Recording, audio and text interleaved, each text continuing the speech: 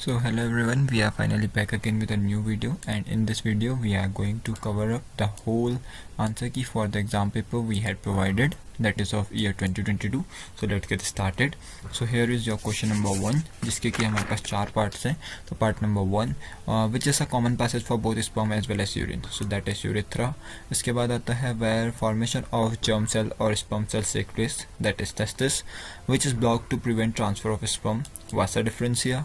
उसके बाद आता है which provides nutrition to the sperm, that is Sertoli cells. तो इस बार आपके एक नंबर के 20 क्वेश्चन आने वाले हैं, तो ये इनका जो है रोल हमारा थोड़ा सा और बढ़ जाता है.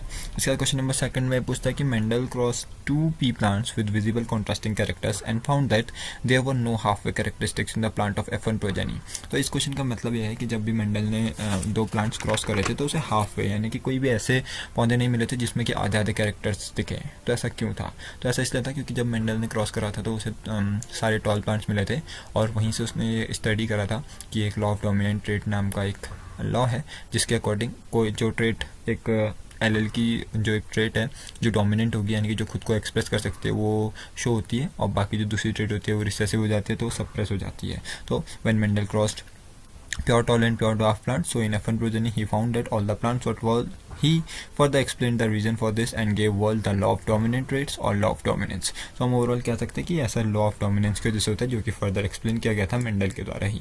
तो यहाँ से आप इस आंसर को देख करके अपने लिए और अच्छा आंसर क्रिएट कर सकते हैं. इसी का हमारे पास दूसरा ऑप्शन आता है कि justify the statement sex of the children will be determined by what they inherit from their father. यानी कि एक जो चिल्ड्रन है उसका सेक्स तभी डिटरमाइन किया जा सकता है या फिर डिपेंड करता है कि वो अपने पेरेंट्स से कौन से क्रोमोसोम को लेता है. तो yes, the statement is true because जब एक हमें मालूम है अच्छे से कि एक जो मदर के अंदर सेक्स क्रोमोसोम्स होते हैं वो सिमिलर टाइप के होते हैं, बट फादर में अलग अलग होते हैं एक्स एंड वाई. तो डिपेंड करता है कंडीशन पे कि जो बेबी बॉर्न होने वाला है वो फादर के कौन से क्रोमोसोम को इनहेरिट करेगा, तो उसी के बेसिस पे उनका जो है सेक्स डिटरमाइन किया जा सकता है. सो हमारा आंसर कुछ इस तरीके से हो सकता है, yes the statement is true that the sex of the child will be determined by what they inherit from their father, because father is the parent who contains 2 different chromosomes X and Y. If the X chromosome will fuse with X chromosome of mother then the child will be a baby girl, and if Y chromosome of father will fuse with the X chromosome of mother the child will B baby boy. So this is how it works. तो हमें पता है कि mother के पास दोनों x chromosomes होते हैं, father के पास एक एक्स और एक वाई क्रोमोसोम होता है. तो अगर मदर के किसी भी एक्स क्रोमोसोम से फादर का एक्स क्रोमोसोम फ्यूज़ करेगा तो हमेशा फीमेल होगी यानी कि बेबी गर्ल बॉर्न होगी, और वहीं अगर मदर के किसी भी एक्स से फादर का कोई भी वाई फ्यूज़ करता है तो बेबी बॉय होगा. तो ओवरऑल हम कह सकते हैं कि जो सेक्स डिटर्मिनेशन है वो ओवरऑल ह्यूमन में डिपेंड करता है फादर के ऊपर कि फादर के कौन से सेक्सुअल क्रोमोसोम उस चाइल्ड पे जाने वाले हैं, इनहेरिट होने वाले हैं. इसके बाद हमारे पास नेक्स्ट क्वेश्चन आता है suggest any 2 contraceptive method to control the size of population and explain them. तो एक्सप्लेनेशन मांगा है, बट हमें उतना एक्सप्लेनेशन देने की ज़रूरत नहीं है क्योंकि 2 ही मार्क्स का सवाल है. तो पहला method using protection during the sexual meetup so that the sperm will not met the ova. तो ओवरऑल हमने कहीं ना कहीं किसी न किसी तरीके से इसका एक्सप्लेनेशन भी दे दिया है कि उससे क्या होगा, कैसे होगा.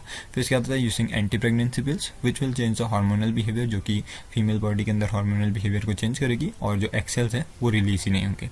अब एक्सेल्स रिलीज नहीं होंगे तो इसका मतलब है कि चांस ही नहीं है कि वहाँ पर कोई फर्टिलाइजेशन होगा, hence pregnancy can be stopped and in such way the size of population, human population can be controlled. अब इसके बाद हमारे पास क्वेश्चन नंबर 4 आता है जिसका कि हमने प्रॉपर एक आंसर बनाया हुआ था और ये आपको आई बटन पे भी मिल जाएगा. तो इसके according right the electronic configuration of an element x having atomic number 24. तो यहाँ पर हमें एक एटॉमिक नंबर दिया हुआ है एक एलिमेंट का जो कि एक्स है, हमें उसका पहचानना है कि वो एक्स कौन होगा, और साथ ही साथ हमें ये भी बताना है कि उसके इलेक्ट्रॉनिक कॉन्फिगरेशन से कैसे हम वैलेंसी, उसका पीरियड नंबर और उसका ग्रुप नंबर बता सकते हैं. सो हमने देखा एलिमेंट हमारा एक्स, उसका एटॉमिक नंबर 24, इलेक्ट्रॉनिक कॉन्फिगरेशन करा के एलिमेंट शेल 2886 सॉरी. उसके बाद वैलेंसी हम कैसे निकाल सकते हैं? तो वैलेंसी हमें मालूम है कि हम आउटर मोस्ट शेल को देखते हैं. अब ये 6 है तो यानी कि अपना ऑक्टेट पूरा करने के लिए इसे जितने चाहिएंगे उतना इसका वैलेंसी हो जाएगा. So hence we can use the formula 8 - 6 2 valency आ गई. इसके बाद आता है पीरियड नंबर. पीरियड नंबर निकालने का एक ट्रिक हम बता चुके हैं पहले ही अपने वीडियो में. तो जितने भी हमारे सेल्स यूज़ होते हैं उतने ही पीरियड नंबर होते हैं. तो यहाँ पर हमारे पास 4 सेल्स यूज़ हो रहे हैं KLMN, तो इसका मतलब कि इसका पीरियड नंबर 4 होगा. उसके बाद सिमिलर वीडियो में हमने ग्रुप नंबर निकालना सिखाया है, लेकिन वहाँ पर एक चीज़ मिसिंग है कि ग्रुप नंबर वाली ट्रिक जो है, जैसे हमने ट्रिक में डिस्कस करता कि अगर उसके आउटर मोस्ट शेल में 1 या 2 इलेक्ट्रॉन होते हैं तो उसका सेम ग्रुप रहता है, बट उसके बाद 3 होता है या फिर 3 से ज़्यादा होता है तो हम फार्मूला यूज़ करते हैं आउटर मोस्ट इलेक्ट्रॉन्स प्लस 10। लेकिन ये सिर्फ कैल्शियम तक काम करता है। उसके बाद हमें कुछ इस तरीके से करना होता है कि हमें सबसे नियरेस्ट नोबल गैस को देखना होता है। तो हम उसी तरीके से देखेंगे, जैसे कि हमें मालूम है यहाँ पर 24 है तो इसका नियरेस्ट नोबल गैस होगा हमारा 18, क्योंकि हमें स्ट्रक्चर चाहिए 288, मतलब ऐसा नोबल गैस चाहिए ऐसा एलिमेंट चाहिए जिसमें कि सारे के सारे सेल्स कम्प्लीटली फिल्ड हो। तो अगर अगले की हम बात करें तो सीधे 288 और 18 होगा, यानी कि 2 8 10 18 और 18 36। तो 36 दूर हो जाएगा तो नियरेस्ट के लिए हम आर्गन के लिए जाएंगे। आर्गन हमें मालूम है 18 होता है और अभी हमारे पास जो एलिमेंट है उसका एटॉमिक नंबर है 24। तो 24 में से हमने 18 माइनस कर दिया तो हमें मिल गया 6, और यही 6 जो है इसका ग्रुप नंबर होगा। So repeating again, how we can find the group number. In order to find the group number हमें क्या करना होता है, नियरेस्ट नोबल गैस देखनी होती है, और जिस भी एलिमेंट के बारे में हम निकाल रहे हैं कि उसका ग्रुप नंबर क्या होगा, उसके एटॉमिक नंबर को हम उसके एटॉमिक नंबर से हम माइनस कर देते हैं नियरेस्ट नोबल गैस को। तो उसको माइनस करके जो हमारा आंसर आता है वही असल में हमारा ग्रुप नंबर होता है। So question number 5, draw the electron dot structure of benzene and ethane. So this is how it can be made. आप दोनों में से कोई भी स्ट्रक्चर को यूज़ कर सकते हैं। चेन स्ट्रक्चर ज़्यादा प्रेफरेबल होता है, ज़्यादा आसान होता है, बट अगर मैं सजेस्ट करूं कि आपको कौन सा वाले के लिए जाना चाहिए तो आपको इस वाले के लिए जाना चाहिए, क्योंकि डॉट स्ट्रक्चर में असल में हम यहाँ पर इस तरीके से ही डॉट्स को रिप्रेजेंट करते हैं। So this is how benzene can be made in the dot structure form, और यहाँ पर है डॉट स्ट्रक्चर इथेन का। Okay, so let's move to the next question, that is question number 6। Explaining Coolers and disposable paper cups both are used as an alternative for disposable plastic cups. Which one of these can be considered as best alternative?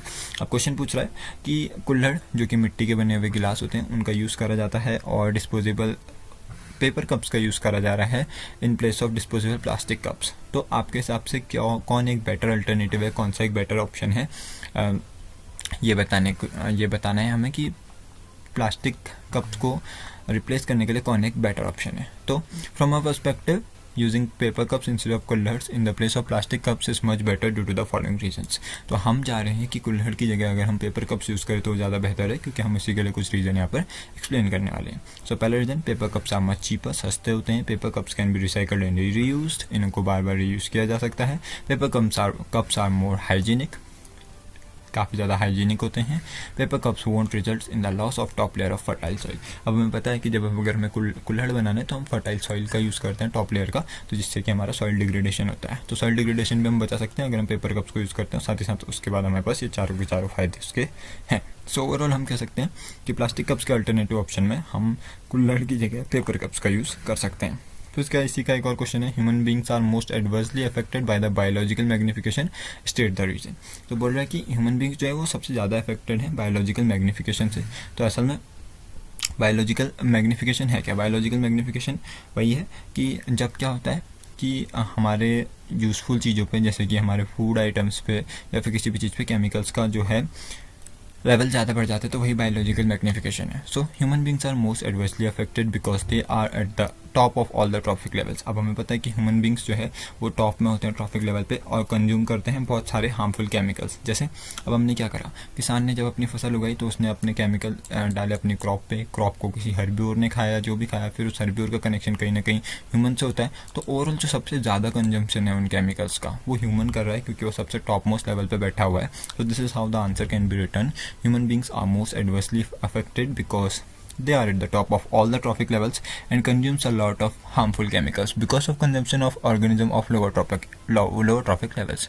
तो lower trophic levels के organisms को human consume कर रहा है, तो इसका मतलब है कि सबके अंदर से निकलने वाले harmful chemicals को भी वो consume कर रहा है। Ordinary washing, अब इसी में एक दूसरा क्वेश्चन है कि क्यों ऑर्डिनरी वॉशिंग यानी कि जो साधारण सी वॉशिंग है वो खाने की चीज़ों को में से बायोलॉजिकल मैग्निफिकेशन को रिड्यूस क्यों नहीं कर सकती है? तो ऐसा इसलिए नहीं होता है, does not reduce the effect of biological magnification because these chemicals automatically get inserted into the inner layers of the fruits. अब जैसे जब हम ज़्यादा पेस्टिसाइड्स वीडिसाइड्स का यूज़ कर रहे हैं, किसी भी चीज़ का यूज़ कर रहे हैं, तो वो क्या होते हैं, ऑटोमेटिकली एंटर कर जाते हैं फ्रूट्स की इनर लेयर्स में, और बाहर से सिर्फ ऑर्डिनरी जो धुलाई होती है उसके थ्रू हम इन चीज़ों को साफ़ नहीं कर सकते हैं, जिस वजह से क्या हो रहा है कि काफ़ी सारे केमिकल का कंजम्पशन ह्यूमन कर रहा है। That is why humans are most adversely affected. अब इसके बाद हमारे पास एक न्यूमेरिकल है फिजिक्स का। सो यहाँ पर कुछ इंपॉर्टेंट इन्फो भी मैं यहाँ पे दूंगा। तो एक electric heater, an electric heater rated 1100 what operates at 220 volts, calculate its resistance and the current drawn by it. तो हमें रेजिस्टेंस कैलकुलेट करना है और उससे कितना करंट ड्रॉ होगा वो कैलकुलेट करना है। तो हमें पावर दी हुई है 1100 वोल्ट, हमें वोल्टेज दी हुई है 220 वोल्ट। तो हमें पता है कि power is equal to V, P is equal to V square upon R. तो इससे हम फॉर्मूला रिवर्स करके बना सकते हैं, R is equal to V square upon P. तो वी स्क्वायर करने पे हमें मिलता है 220 का स्क्वायर अपॉन 1100। अब जब हम इसे सॉल्व करते हैं हमें मिलता है 44 ओम। सो आप एक नज़र यहाँ पे देख सकते हैं, अपना स्क्रीनशॉट भी प्रिपेयर कर सकते हैं इस न्यूमेरिकल को सॉल्व करने के लिए। अब हमें निकालना है करंट यानी कि आई। तो हमें पता है कि P is equal to V I होता है। तो आई निकालने के लिए अगेन हम फार्मूला को चेंज कर सकते हैं। तो दैट वुड बी 1100 अपॉन 220। तो जब हम इसे कट ऑफ करते हैं तो हमें मिल जाता है 5 एम्पियर। सो हम यहाँ से करंट भी इस तरीके से निकाल सकते हैं। सो आप एक नज़र इसको देख सकते हैं अगेन। इसके बाद हमारे पास एक और ऑप्शन में एक और न्यूमेरिकल आता है, जिसको कि अभी के लिए मैंने यहाँ पर छोड़ रखा है क्योंकि ये थोड़ा सा टफ है with comparison to the previous one. So इसको हम सेपरेटली किसी वीडियो पे समझाएंगे जहाँ तक है। तो इसके बाद बात आती है क्वेश्चन नंबर 8 की।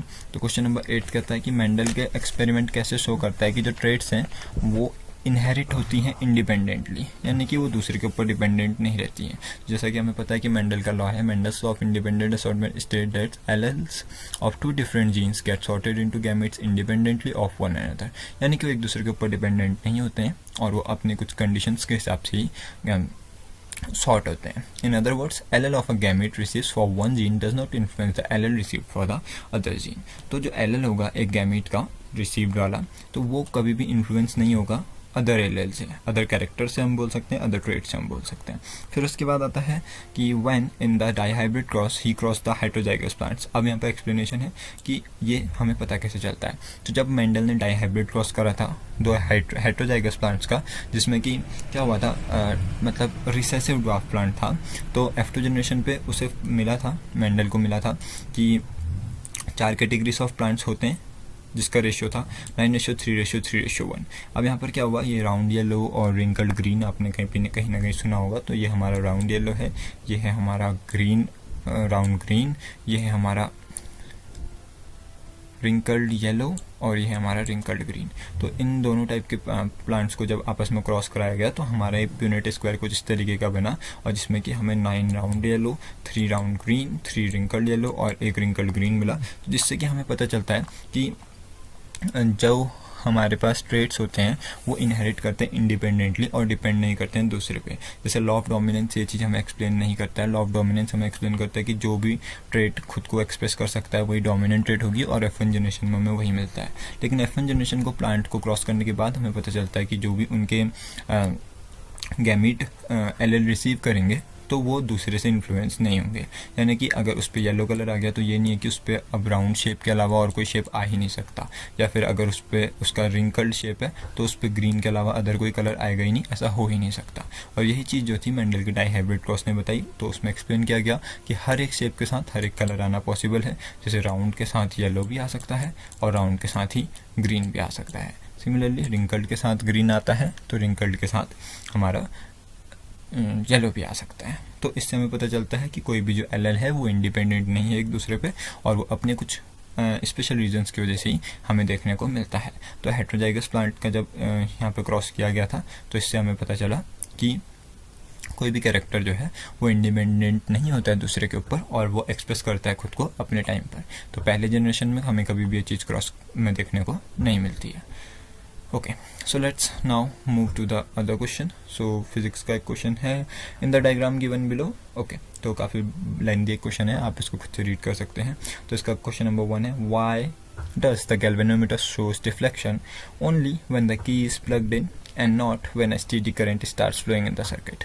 तो इसका आंसर है when the key is plugged in the circuit current will start flowing in coil 1, the magnetic field around the coil will change. This produces induced current in the coil 2 and the galvanometer shows deflection. So this is the reason कि जो galvanometer है वो क्यों deflection को दिखाएगा।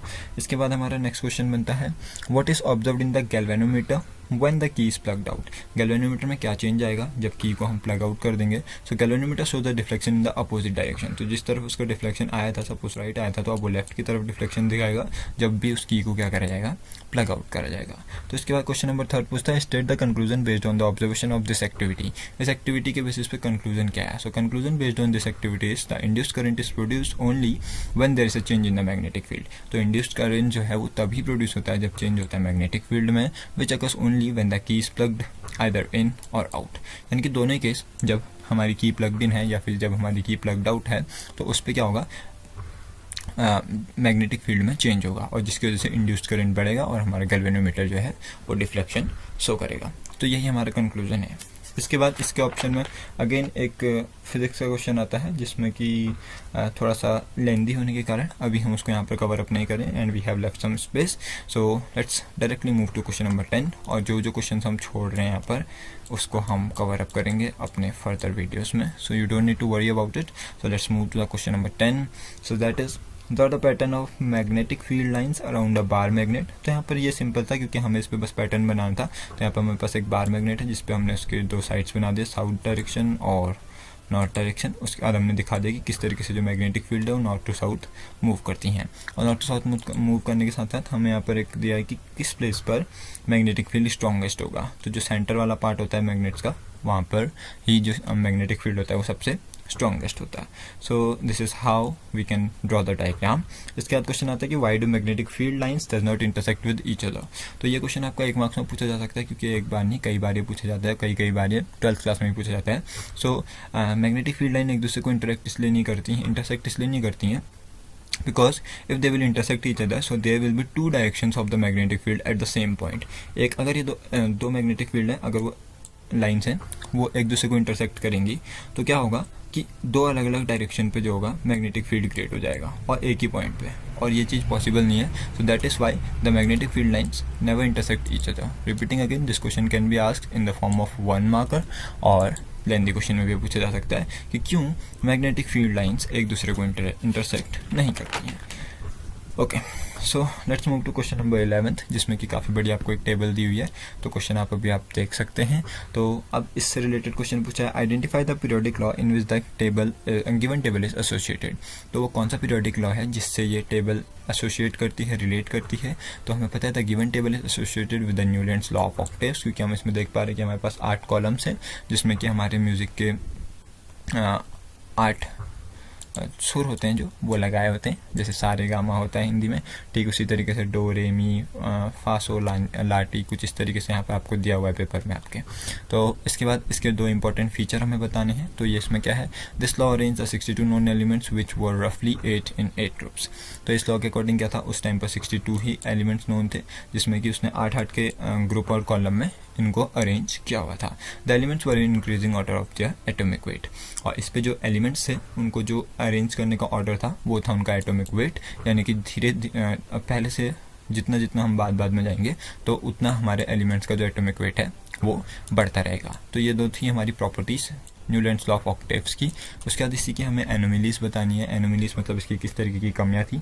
तो कमियाँ कुछ इसकी ये थी, it is applicable only up to calcium, कि कैल्शियम तक ये बताता था, and elements with greater mass does not follow this law. जिसमें क्या होता था,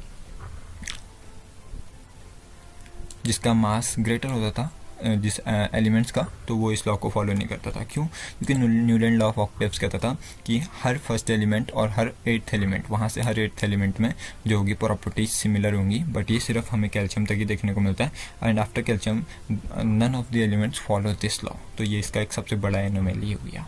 इसके बाद क्वेश्चन एनोमली 2 थी कि the elements which were discovered letter can't be fit into such Octave pattern.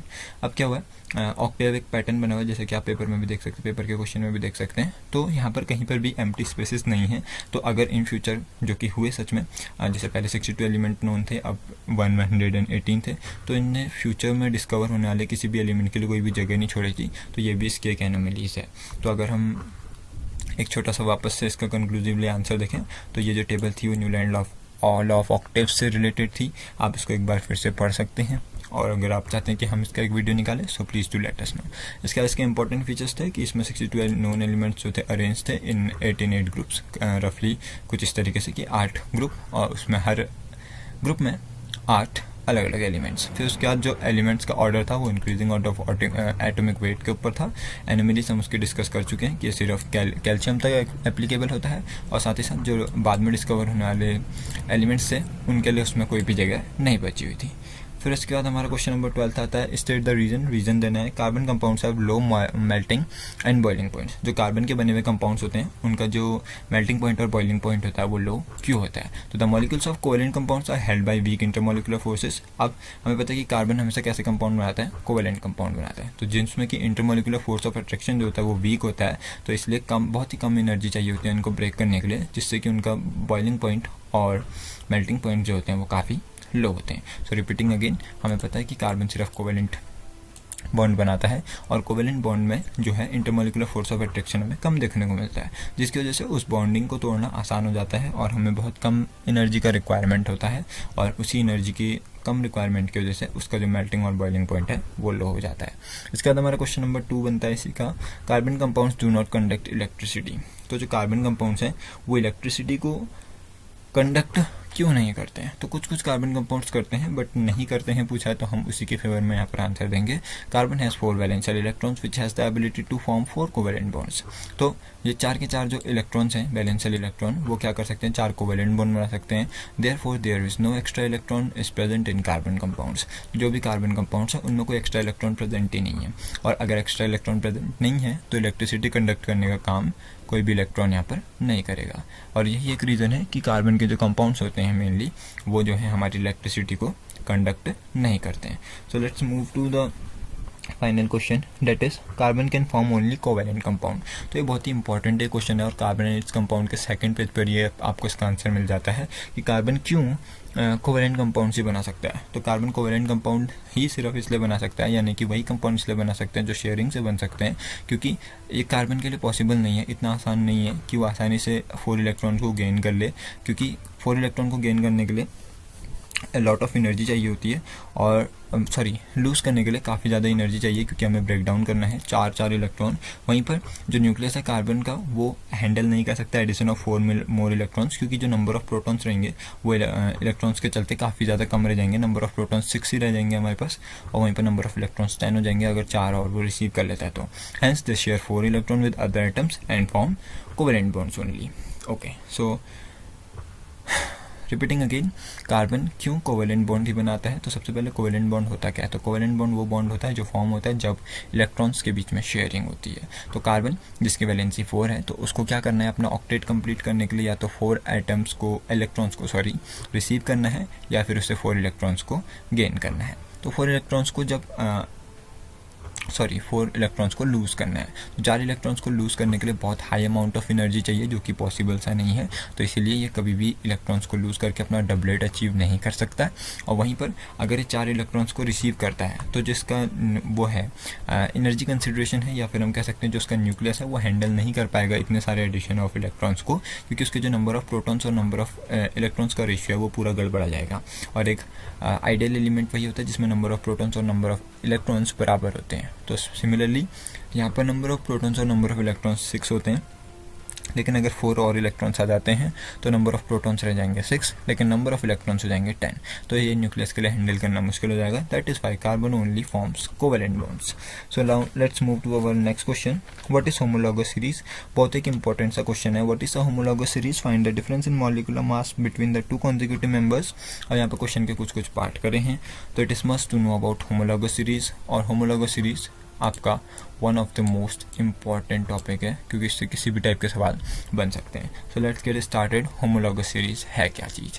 तो होमोलॉगस सीरीज है, इट इज़ अ ग्रुप और सीरीज ऑफ कार्बन कंपाउंड्स। ये ग्रुप है या फिर सीरीज है कार्बन कंपाउंड्स की, जिसमें कि कार्बन कंपाउंड्स से प्रेजेंट होते हैं, कार्बन से बने हुए compounds, that differs only in the number of carbon atoms. जिनका जो अंतर होता है वो सिर्फ कार्बन एटम में डिफरेंस होता है, और इसमें फंक्शनल ग्रुप में कोई भी चेंजेस नहीं होते हैं, and they always remains the same.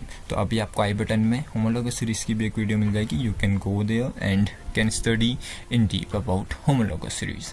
सो अब इसके बाद हमसे अगला क्वेश्चन पूछा गया कि उसके मॉलिक्यूलर मास में क्या डिफरेंस होता है। तो हम यहाँ पर एक चेन बना करके दिखाएंगे कि डिफरेंस किस तरीके का होता है। तो हमें पता है कि एक होमोलॉगस सीरीज में CH2 का गैप होता है, लाइक हियर CH4, फिर C2H6, फिर C3H8। तो जब हम इसके मॉलिक्यूलर मास को कैलकुलेट करते हैं तो हमें पता है इथेन का मॉलिक्यूलर मास आता है 30 और प्रोपेन का मास आता है 44। तो हम इस तरीके से इसका डिफरेंस निकाल सकते हैं कि 44 - 30 दैट इज 14। तो ओवरऑल हम बोल सकते हैं कि होमोलॉगस सीरीज के दो मेंबर्स के बीच में जो डिफरेंस होता है उनके मॉलिक्यूलर मास का, वो होता है 14। सिमिलरली हम इसी को चेक कर सकते हैं मीथेन के साथ। तो जैसा कि हमें पता है कि इसका मास है 30, तो अगर हम मीथेन का ट्राई करें तो कार्बन का मास 12 और H4, तो 12 + 4 16, एक का है 16 और एक का है 30। तो दोनों का अगर हम डिफरेंस निकालते हैं तो हमें मिलता है 14। तो अगेन हम कह सकते हैं कि हर मेंबर के बीच में 14 मॉलिक्यूलर मास का डिफरेंस होता है। इसके बाद हमसे पहला क्वेश्चन पूछता है कि कैसे जो मेल्टिंग और बॉइलिंग पॉइंट है वो वेरी करते हैं होमोलॉगस सीरीज में। The melting and boiling point increases. तो क्या होता है, जैसे जैसे होमोलॉगस सीरीज में हम आगे बढ़ते रहते हैं तो जो मेल्टिंग और बॉइलिंग पॉइंट होता है वो क्या होता है, इंक्रीज होता रहता है। अब इसके पीछे रीज़न ये है कि जैसे हम यहाँ पर देख रहे हैं, यहाँ पर हमारे पास सिर्फ एक कार्बन है, यहाँ पर अब दो कार्बन है। कार्बन और कार्बन के स्ट्रॉन्ग कोवेलेंट बॉन्ड बनते हैं और स्ट्रॉन्ग कोवेलेंट बॉन्ड बनने की वजह से उनको ब्रेक करना मुश्किल हो जाता है। दैट इज़ वाई उनका जो बॉइलिंग और मेल्टिंग पॉइंट होता है वो बढ़ता ही चला जाता है। तो आंसर कुछ इस तरीके से हो सकता है, the melting and boiling points increases because more longer the carbon chain more will be the number of bonds to break. जितने ज़्यादा नंबर ऑफ कार्बन एटम्स होंगे तो उतनी मुश्किल होगा उस चेन को ब्रेक करना। तो ज़्यादा एनर्जी हमारे लिए रिक्वायर्ड होगी, जिसका मतलब है कि बॉइलिंग और मेल्टिंग पॉइंट्स जो हैं वो ऑटोमेटिकली हायर होते रहेंगे। Hope you understood this concept. फिर इसके बाद अगला क्वेश्चन आता है कि क्या चेंजेस होंगे केमिकल प्रॉपर्टीज़ में अगर हम एक होमोलॉगस सीरीज़ में आगे की तरफ बढ़ते हैं। तो अब जैसा कि हमने फर्स्ट में ही डेफिनेशन पढ़ी थी कि होमोलॉगस सीरीज में जो ओनली डिफरेंस है वो नंबर ऑफ कार्बन एटम्स का होता है और जबकि उनका फंक्शनल ग्रुप सेम रहता है। अब फंक्शनल ग्रुप की वजह से ही किसी कंपाउंड में चेंजेस होते हैं, लाइक वो एल्कोहल है, एल्डिहाइड है या फिर क्या है। तो हमें पता है कि उसका जो है अगर एक होमोलॉगस सीरीज है तो उसमें प्रेजेंट हर एलिमेंट में, हर मेंबर में जो होगा सिमिलर फंक्शनल ग्रुप होगा। अब फंक्शनल ग्रुप अगर सिमिलर होगा तो इसका मतलब कि उसके केमिकल प्रॉपर्टीज़ में कोई भी चेंजेस नहीं आएंगे। तो इस एक क्वेश्चन को गोल गोल घुमा करके आपसे पूछा जाता है, जिसका कि सिंपल सा आंसर है कि हमें पता है कि जब हम एक होमोलॉगस सीरीज में होते हैं तो उसमें केमिकली कोई चेंज नहीं होता है, क्योंकि सारे मेंबर्स में सेम ही फंक्शनल ग्रुप हमें देखने को मिलता है। तो हमारा आंसर क्या हो सकता है, although the physical properties changes with the addition of more and more carbon atoms but the chemical properties will remain the same as they will have the similar functional group. तो हमें पता है कि physical properties में हमें change देखने को मिलेगा, जैसा कि अभी हमने ऊपर डिस्कस करा था कि बॉइलिंग पॉइंट और मेल्टिंग पॉइंट हाई होता रहता है, बट केमिकल प्रॉपर्टीज़ में कोई भी चेंज नहीं आएगा। तो हमारा ओवरऑल आंसर है कि जैसे जैसे हम होमोलॉगस सीरीज में आगे बढ़ते हैं तो हमारी केमिकल प्रॉपर्टीज़ में क्या चेंज आता है, तो केमिकल प्रॉपर्टीज़ में हमारे कोई भी चेंज नहीं आता है and they always remains the same throughout the whole homologous series. Okay, so इसके बाद क्वेश्चन नंबर 13 पूछता है, explain the reason why in a food chain the number of individuals decreases as we move from lower trophic level to higher trophic level। अब हमारा trophic level किस तरीके का होता है, एक पिरामिड जैसा होता है जिसमें कि हमारे पास अलग अलग लेवल्स होते हैं। तो ये बोल रहा है कि जैसे जैसे हम नीचे से ऊपर की तरफ जाते हैं तो जो नंबर ऑफ इंडिविजुअल्स होते हैं वो कम होते रहते हैं। ऐसा क्यों होता है, तो ऐसा क्यों होने के पीछे जो रीज़न है वो यहाँ पर लिखा हुआ है। So let me explain. As we know the lower trophic level occupies the highest amount of energy. अब हमें पता है एक हमारे पास 10% का लॉ है, तो ये हमारे ट्रॉफिक लेवल है। सपोज एक और बढ़ा देते हैं, तो जितना लोअर ट्रॉफिक लेवल होगा, यानी कि यहाँ पर एक घास फूस है यहाँ पर, ठीक है, तो यहाँ पर हमारे हाईएस्ट एनर्जी होती है। फिर इसके बाद धीरे धीरे 10% करके जाता है, 10% करके जाता रहता है। तो ओवरऑल क्या होता है कि जो सबसे हाईएस्ट एनर्जी होती है वो सबसे नीचे वाले ट्रॉफिक लेवल पे होती है। उसके बाद जैसे जैसे हम ऊपर को जाते हैं तो एनर्जी कंटेंट जो है वो डिक्रीज होते रहता है।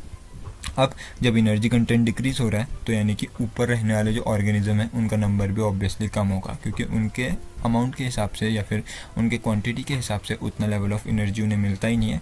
तो जिस वजह से जो उनका नंबर रहता है वो कम रहता है। सो this is how we can write the answer. As we know, the lower trophic level occupies the highest amount of energy. This amount of energy decreases when we move to the higher trophic levels.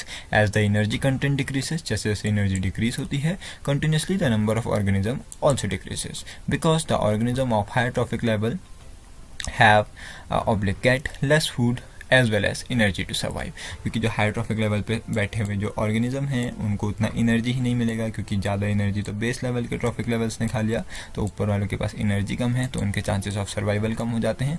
Chances of survival कम हो जाते हैं, इसलिए वहाँ पर number of organisms कम होते हैं। So this is the reason behind it. इसके बाद हमारा क्वेश्चन आता है कि the energy flow is always unidirectional, यानी कि एनर्जी फ्लो जो है वो एक ही डायरेक्शन में क्यों होता है। तो इसके पीछे रीज़न है the flow of energy is always unidirectional because the energy release by herbivores is in the form of heat can't be reused by the plant to do photosynthesis। अब क्या होता है, जो प्लांट से एनर्जी ली herbivores ने, उसके बाद अपनी रेस्पिरेशन वगैरह में जो भी एनर्जी उन्होंने रिलीज़ करी अपने इन्वायरमेंट में, उस एनर्जी को प्लांट वापस से यूज़ नहीं कर सकते हैं। तो हम ओवरऑल बोल सकते हैं कि प्लांट से अगर एनर्जी एक बार हर्बिवोर्स में चली गई तो हर्बिवोर से वो कभी भी प्लांट में वापस नहीं जा सकती है। सिमिलरली अब हर्बिवोर को एक कार्निवोर ने खा लिया तो हर्बिवोर उस एनर्जी को कभी भी कार्निवोर से वापस नहीं ले सकता है। तो इस तरीके से हम देख रहे हैं कि पूरी की पूरी फूड चेन में या फिर पूरे के पूरे एनर्जी ट्रांसफर में कभी भी जो एनर्जी है वो एक ट्रॉफिक लेवल से दूसरे ट्रॉफिक लेवल पे वापस नहीं आती है। तो हम कह सकते हैं कि एनर्जी हमेशा सिंगल डायरेक्शन में ट्रांसफ़र होती है और वो एकदम यूनिडायरेक्शनल होती है। तो हमारा आंसर कुछ इस तरीके से बन सकता है the flow of energy is always unidirectional because the energy release by herbivores. Example यहाँ पर चल रहा है कि जो एनर्जी हर्बिवोर्स रिलीज करते हैं in the form of heat, it can not be reuse by the plant to do photosynthesis. उसे प्लांट कभी भी रीयूज नहीं कर सकता है। अब प्लांट उसे रीयूज नहीं कर पा रहा है, इसका मतलब है कि एनर्जी कभी भी वापस नहीं आ रही है। इसके बाद आता है similarly the energy lost by the plant during the sunlight, okay during the photosynthesis, okay ये होगा during the photosynthesis can't go back to the sun. अब क्या हो रहा है, जब फोटोसिंथेसिस में जो एनर्जी यूज़ हो रही है तो यूज़ हो गई, कुछ एनर्जी लूज़ हो रही है। लूज़ कैसे हो रही है, क्योंकि जहाँ पर क्लोरोफिल नहीं है तो उस सनलाइट को ट्रैप नहीं किया जा रहा है, और कहीं कहीं पर जो है कोई प्लांट जो है वो एक्टिव नहीं है तो वो सनलाइट को कम्प्लीटली ट्रैप नहीं कर पा रहे हैं। तो जिस वजह से कुछ ना कुछ जो एनर्जी है सन की वो वेस्ट हो रही है, बट सन वापस से उस एनर्जी को नहीं ले सकता है। फिर उसके बाद हम ये देख रहे हैं कि जब एक जगह से दूसरी जगह पर, अगर ये हमारा फर्स्ट लेवल है मान लो, ये हमारा सेकंड है और ये है हमारा थर्ड लेवल, तो यहाँ से जब एनर्जी यहाँ जाती है तो यहाँ से वो कभी भी वापस नहीं जा पा रही है। सिमिलरली यहाँ से कभी भी वापस नहीं जा पा रही है। सो ओवरऑल हम कह सकते हैं कि जो एनर्जी फ्लो है वो हमेशा यूनिडायरेक्शनल रहता है और सिर्फ एक डायरेक्शन से दूसरी तरफ जाता है। यानी कि सन की एनर्जी अगर एक बार प्लांट के पास गई तो प्लांट से सन पे नहीं जा सकती। सिमिलरली प्लांट से हर्बिवोर्स पे गई तो हर्बिवोर्स के रिलीज़ करने के बाद भी वो कभी भी प्लांट पे नहीं जा सकती है। इसके बाद हमारे पास क्वेश्चन नंबर 14 आता है, अगेन वो भी बायोलॉजी से आता है। यहाँ पर एक बड़ा सा आपको पैराग्राफ दिया है, उसके बाद क्वेश्चन पूछता है why is regeneration not same as reproduction. अब हमें पता है कि रीजनरेशन क्या है।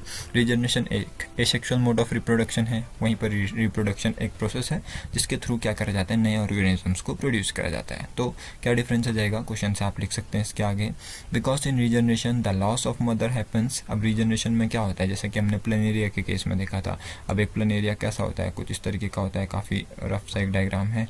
ये है जब इसके एक्सीडेंटली अगर इसके टुकड़े हो जाते हैं तो जितने टुकड़े होते हैं वो रिप्रोड्यूस हो जाते हैं, यानी कि रीजनरेट हो जाते हैं। सॉरी रिप्रोड्यूस नहीं, रीजनरेट होते हैं और हर उससे एक नया प्लेनेरिया बन जाता है। तो जिसकी वजह से जो इनका मदर का जो आइडेंटिटी है वो गायब हो जाता है, तो यानी कि loss of mother take place करता है। लेकिन वहीं पे रिप्रोडक्शन में मदर बर्थ देती है नए ऑफस्प्रिंग को।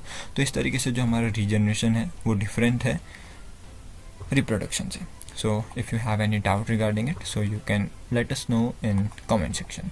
फिर इसके बाद हमारा क्वेश्चन नंबर 2 बनता है इसी में कि list any 2 advantages of producing plant through vegetative propagation। Vegetative propagation से हमें प्लांट्स क्यों बनाने चाहिए, तो यहाँ पर हमारे पास रीज़न है इससे हम क्या कर सकते हैं, सीडलेस प्लांट्स को ग्रो कर सकते हैं। क्योंकि हम किसी का स्टेम यूज़ कर रहे हैं, किसी का ब्रांच यूज़ कर रहे हैं, किसी के बड यूज़ कर रहे हैं, तो हम ऐसे प्लांट्स को उगा सकते हैं जिनमें सीड नहीं होते हैं, जैसे कि बनाना। फिर उसके बाद आता है it is a cheaper, easier and rapid method. ये थोड़ा सस्ता मेथड है, आसान है और साथ ही साथ काफ़ी क्विकली हम इससे एक कम टाइम में काफ़ी सारे प्लांट्स को उगा सकते हैं। फिर है it produces offspring of identical quality. तो जैसा पेरेंट का क्वालिटी होगा उसी तरीके की क्वालिटी हमें जो है यहाँ पर ऑफस्प्रिंग में देखने को मिल सकती है अगर हम यूज़ करते हैं वेजिटेटिव प्रोपगेशन की टेक्निक को। तो फिर इसके बाद हमारे पास क्वेश्चन नंबर सी आता है, explain the process of budding in hydra. Budding in hydra हमें बताना है, तो हाइड्रा हमें पता है क्या होता है। हाइड्रा एक प्लांट होता है उस पर क्या होता है, धीमे धीमे बर्ड आना शुरू करता है। स्टेप 2 में बर्ड डेवलप होता है और अपने साइज़ में बढ़ता है। फिर उसके बाद बर्ड का फर्दर डेवलपमेंट होता है और बर्ड जो है वो अपने पेरेंट हाइड्रा जैसे लगने लगता है। जैसे जैसे बर्ड जो है वो फुली ग्रोन हो जाता है तो वो डिटैच हो जाता है अपने पेरेंट से, पेरेंट हाइड्रा से, और वो पूरा का पूरा एक नया प्लांट बन जाता है। तो ये 4 स्टेप होते हैं जो बर्डिंग में हमें देखने को मिलते हैं। इसी के ऑप्शन में क्वेश्चन पूछा गया है कि क्या होता है जब स्पाइरोगेरा फिलामेंट मैच्योर हो जाता है और अटेन करता है कंसिडरेबल लेंथ। तो जब एक स्पाइरोगेरा मैच्योर हो जाता है तो वो रीजनरेशन की नहीं बल्कि फ्रेगमेंटेशन की प्रोसेस के थ्रू जाता है और वो खुद को डिवाइड कर लेता है छोटे छोटे पीसेस में और give birth to new offspring. So when a spirogyra filament matures and reaches a considerable length, it breaks itself into smaller pieces and gives birth to the new offsprings. तो ये है इसका रीज़न कि क्या स्पाइरोगेरा करता है। इसके बाद हमारा अगला क्वेश्चन बनता है इसी का कि एक स्पोरें क्या होता है जब एक स्पोरेंजिया एक राइजोपस में बर्स्ट होता है। तो ये भी सिमिलर टाइप का क्वेश्चन है कि जब एक स्पोरेंजिया बर्स्ट होता है एक राइजोपस में तो क्या होंगे, उसके अंदर जो स्पोर्स होंगे वो क्या होते हैं, वेरियस एजेंट्स की मदद से ट्रांसफ़र हो जाते हैं इधर उधर लोकेशंस पे। अब क्या हुआ, जैसे स्पोरेंजिया बर्स्ट आउट हुआ, यहाँ पर हमारा सपोज है कि स्पोरेंजिया है, ये फटा तो इसके अंदर से जो छोटे छोटे स्पोर्स हैं वो बाहर आ गए।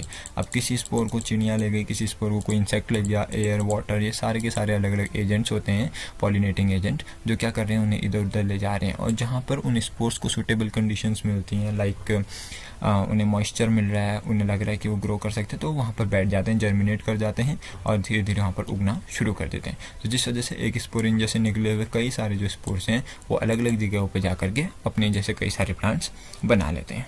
सो आई होप कि आपको यहाँ से समझ में आया होगा। So now let's move to question number 15, जो कि दिखने में थोड़ा सा अजीब और टफ लग रहा है बट लिटरली ये टफ नहीं है। So let me show you how this is not so tough. तो क्वेश्चन नंबर 1 हमसे पूछता है इक्विवेलेंट रेजिस्टेंस हमें बताना है आर्म बी का। तो आर्म बी का इक्विवेलेंट रेजिस्टेंस हमें अगर बताना है तो अब हम क्या करेंगे, हम देख सकते हैं कि आर्म जो बी है उस पर 3 हमारे पास रेजिस्टेंस है, 5, 10 और 15। हमें उनका इक्विवेलेंट रेजिस्टेंस बताना है तो हमने तीनों का सम निकाल दिया। इससे हमें पता चलता है कि आर्म बी में 30 ओम का एक जो रेजिस्टेंस है वो चल रहा है। ठीक है, तो ये हमारा ए पार्ट हो गया। अब now let's move to its part B. तो equivalent resistance of arm B and C. तो अगेन अगर हम एक बार फिर से क्वेश्चन की तरफ झाँके तो हमें दिख रहा है कि बी और सी का जो इक्विवेलेंट रेजिस्टेंस है वो दोनों क्या है, इन सीरीज़ नहीं है बल्कि इन पैरेलल है। तो हमें फार्मूला लगाना पड़ेगा 1/r बी सी, यानी कि बी सी आर्म में 1/r B plus 1/r C, यानी कि resistance in C and resistance in B. तो क्या होगा, आर बी सी पे रख के हमने इनका वैल्यू रख दिया। जैसे हमें पता है कि बी पे 30 ओम है तो सी पे 60 ओम है। तो जब हम इसको सॉल्व करते हैं तो हमें ओवरऑल मिलता है कि जो रेजिस्टेंस है वो बी सी पे वो क्या है, 20 ओम है। So this is how we can solve this answer. So you can take your screenshot from your equivalent resistance of arm B and C. आप इस तरीके से निकाल सकते हैं। इसके बाद हमसे क्वेश्चन नंबर सी इस पे पूछता है, ओके हाँ, determine the current that flows through ammeter.